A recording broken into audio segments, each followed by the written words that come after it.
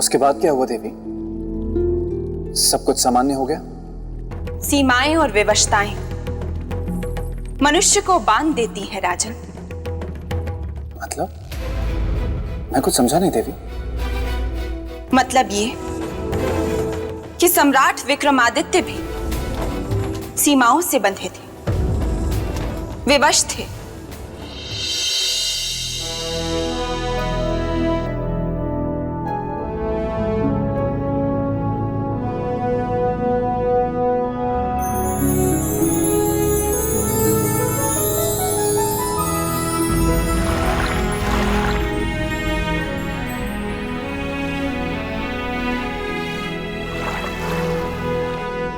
राहु अपना स्थान छोड़ विपरीत दिशा में जाए। वह 21वें दिन के तीसरे प्रहर की अंतिम घड़ी पुष्य नक्षत्र को खंडित कर दे और बस वही होगा इस युग और सृष्टि का समाप्ति काल।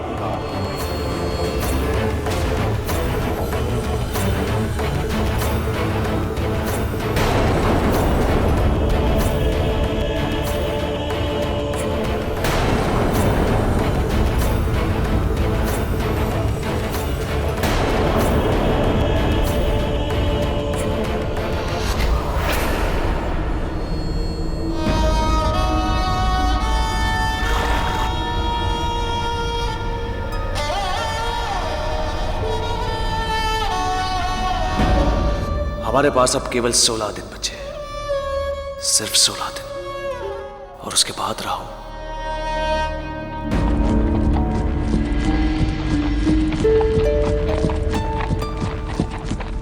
सम्राट की जय हो, सम्राट की जय हो। क्या यह सत्य है कि यह युग समाप्त होने वाला है? क्या 16 दिन बाद हमें से कोई जिंदा नहीं रहने वाला है महाराज? ये सृष्टि समाप्त हो जाएगी महाराज। बताइए महाराज, बताइए।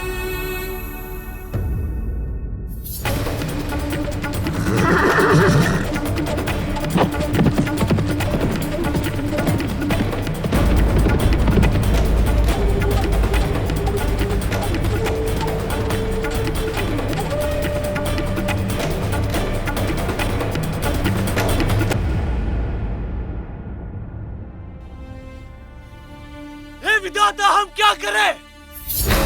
कैसे बचाएं इस संसार को राहु की कोप से? हमें रास्ता बताओ, हमें मार्गदर्शन दो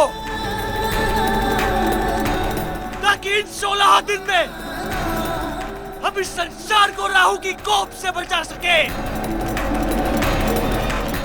हमें रास्ता बताइए विधाता।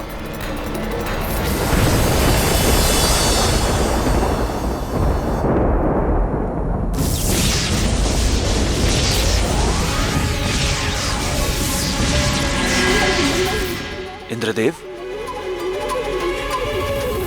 इंद्रदेव हमारी सहायता कीजिए।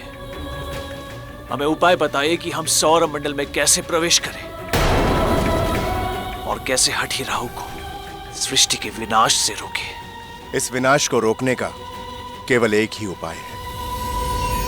वो क्या है इंद्रदेव?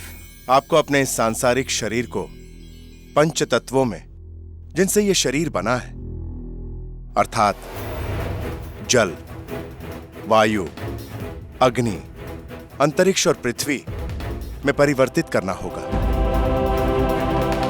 क्योंकि कोई भी मनुष्य इस शरीर के साथ ना तो सौर मंडल में प्रवेश कर सकता है और ना ही राहु का सामना कर सकता है। क्यों नहीं कर सकते? वो मनुष्य कायर होंगे इंद्रदेव। उन्हें अपने जीवन से मोह होगा। हमें ना तो भय है और ना ही अपने जीवन से मोह। तो फिर क्या अड़चन है इंद्रदेव? राजन, ये अड़चन सौर मंडल से संबंधित है। हम कुछ समझे नहीं इंद्रदेव। पहला ये कि सौर मंडल में प्रत्येक ग्रह अपनी गति से चलता है और वह गति इतनी तीव्र है कि कोई भी मनुष्य इस शरीर के साथ उस गति से तालमेल नहीं बना सकता। और दूसरा ये कि यदि आप किसी प्रकार अपने गुणों के आधार पर सौर मंडल में प्रवेश कर भी गए और राहु के सामने भी ये पहुंच गए, तो भी राहु के सामने आते ही आपके शरीर के टुकड़े टुकड़े हो जाएंगे। इसलिए देह परिवर्तन आवश्यक है। ठीक है इंद्रदेव, हम सृष्टि की रक्षा के लिए अपने सांसारिक शरीर को पंच तत्वों में परिवर्तित करने के लिए तैयार हैं। हम वचन देते हैं कि तप और साधना से इस सृष्टि में उपस्थित पंच तत्वों में मिल जाएंगे और एक हो जाएंगे। राजन, सम्राट विक्रमादित्य के पास समय अधिक नहीं था। समय था केवल 15 दिनों का। तो कहिए राजन, पंच तत्वों को साधने से लेकर सौर मंडल में प्रवेश करने, राहु को रोकने और सृष्टि को बचाने तक का कार्य मात्र 15 दिनों में कर पाना क्या संभव था सम्राट विक्रमादित्य के लिए? तो बोलिए राजन, उत्तर दीजिए। क्या मात्र इतने कम समय में ये संभव था? बताइए, उत्तर दीजिए। बोलिए राजन, बोलिए, आपको बोलना होगा। बोलिए, बताइए, बोलिए। बोलते क्यों नहीं? बोलिए, बोलना पड़ेगा। बोलिए, बोलना पड़ेगा आपको। बोल है?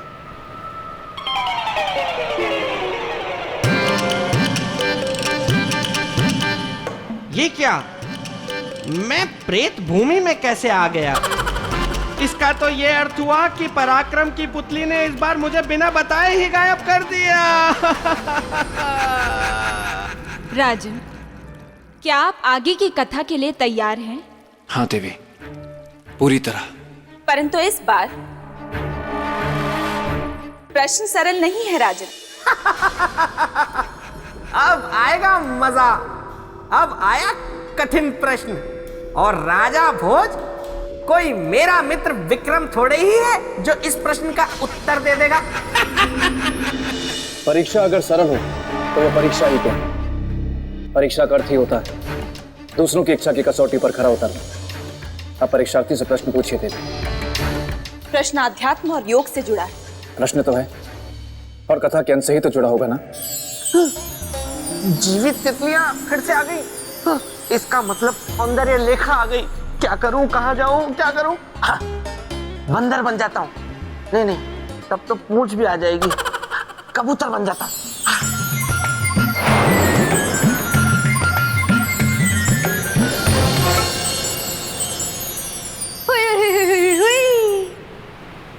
ए मेरे जीवन की गुलाब जामुन के गुलाब, होके ही रहेगा हमारा मिलाप। लेकिन तुम हो कहाँ? सामने तो आओ। अपनी सौंदर्य लेखा को ऐसे न सताओ। तुम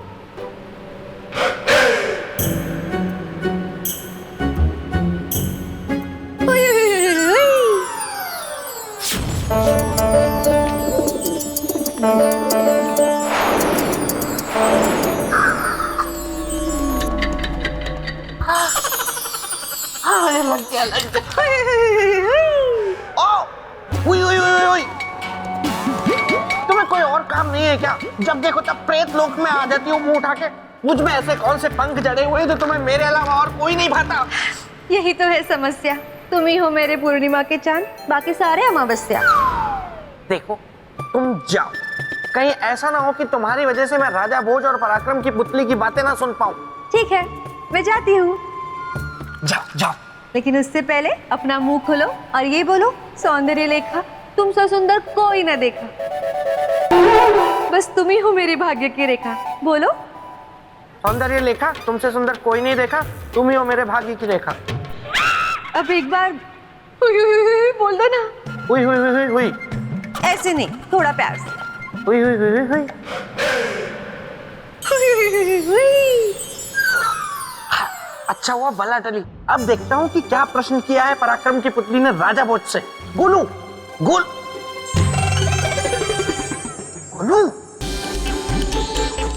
उठो। तुम सो रहे हो वहां उसके साथ? जाओ। क्या अकेले नींद नहीं आती है? वैसे भी ये कोई सोने का समय नहीं है।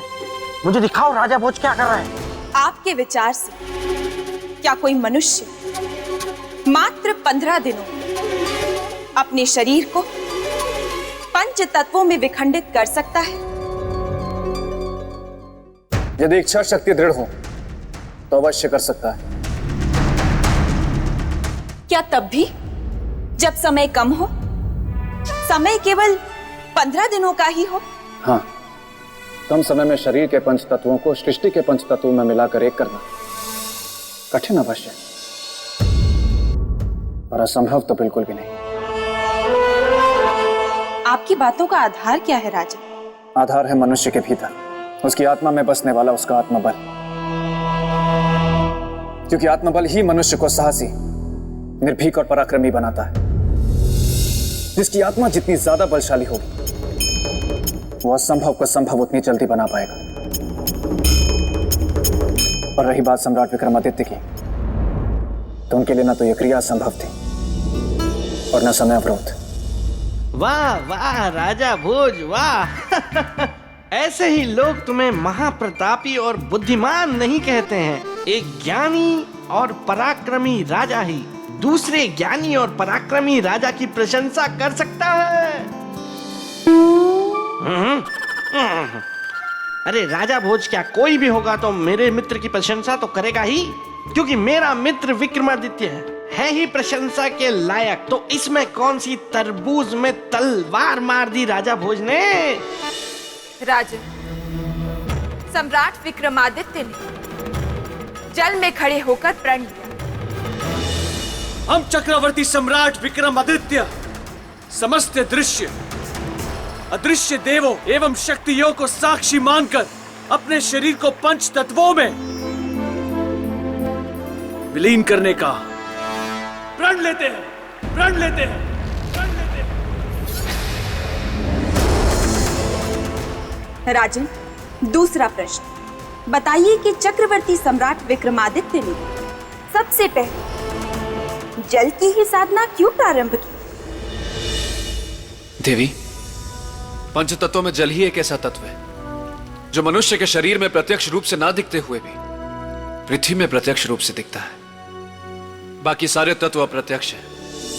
इसलिए सम्राट विक्रमादित्य ने सबसे पहले जल तत्व की साधना की।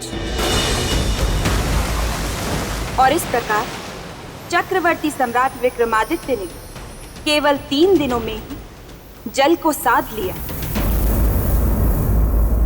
विचित्र अनहोनी है महारानी कि समय से पहले ही मात्र 13 दिनों के बाद ही इस युग का अंत हो जाएगा। बड़ा मिहिर जी, अंत केवल दिनों का होगा, युग का नहीं। क्योंकि हम जानते हैं सम्राट को, उनके संकल्प को, वो निश्चित ही समय से पहले राहु को रोक देंगे। ईश्वर करे ऐसा ही हो। महाराज बचाइए, महाराज, महाराज रक्षा कीजिए, हमारी रक्षा कीजिए महाराज, महाराज रखे हमारी रक्षा कीजिए महाराज, महाराज रक्षा कीजिए, देखिए कैसा नृत्य महाराज।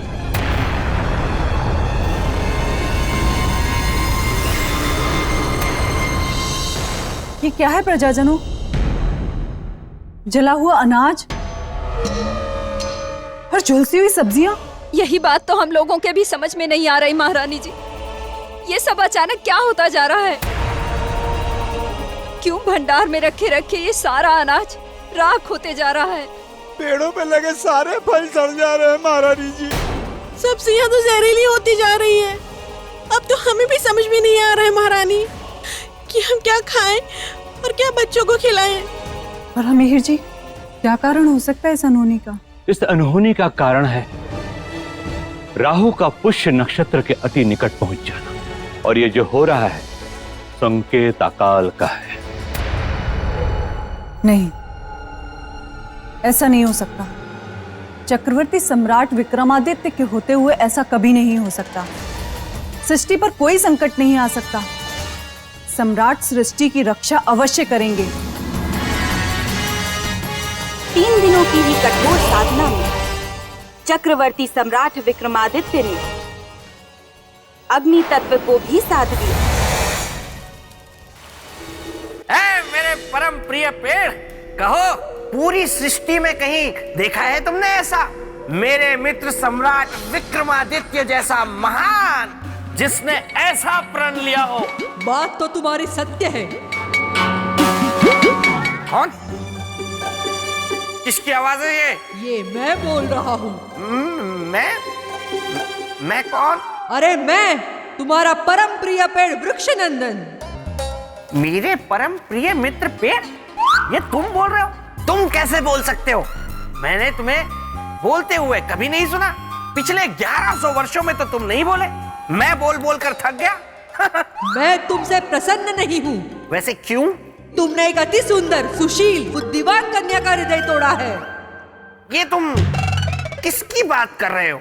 मैं उस रूपवती कन्या की बात कर रहा हूँ जो तुमसे बहुत प्रेम करती है, लेकिन तुम उसका तिरस्कार करते हो।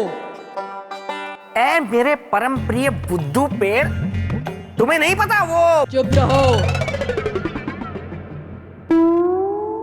मुझे बताओ, क्या वो तुम्हें सुंदर नहीं लगती? लगती है।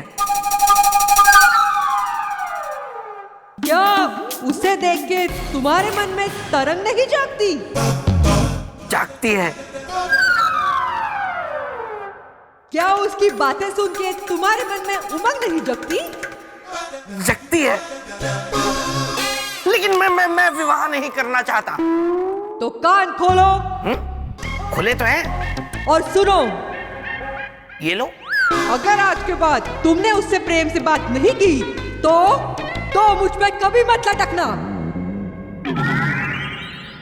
नहीं नहीं नहीं नहीं नहीं नहीं नहीं नहीं मेरे परम प्रिय पेड़, ऐसा मत कहो। पिछले 1100 वर्षों से मैं तुम पर ही तो लटकता और गिरता आया हूं। सम्राट विक्रमादित्य पंच तत्वों को साधने में ऊपर की ओर अवश्य बढ़ रहे, किंतु दिन नहीं बढ़ रहे थे राजन, दिन कम हो रहे थे। पृथ्वी पर अकाल का प्रकोप बढ़ रहा है।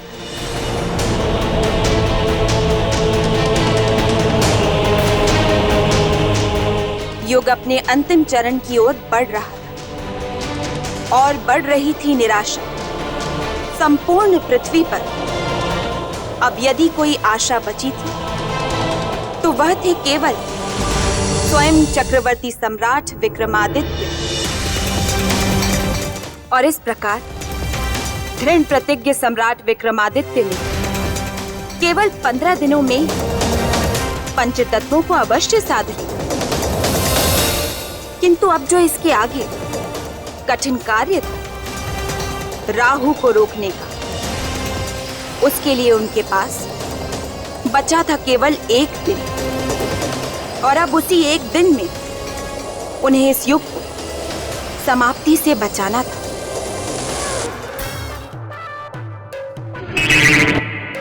तुम्हारे हाथ भी निकल आए?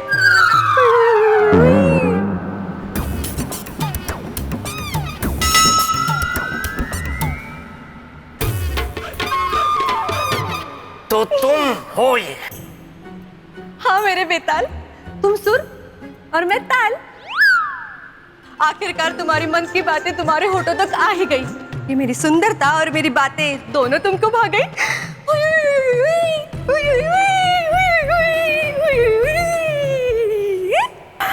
ऐसा मजाक मुझे बिल्कुल भी पसंद नहीं है सौंदर्य लेखा। और अभी तुम यहाँ से जाओ, क्योंकि मुझे देखना है कि पराक्रम की पुतली राजा भोज को मेरे मित्र विक्रम के बारे में और क्या बताती है। आज तो मैं तुम्हारी कोई भी बात मान लूं। कहीं विश्वास नहीं होता।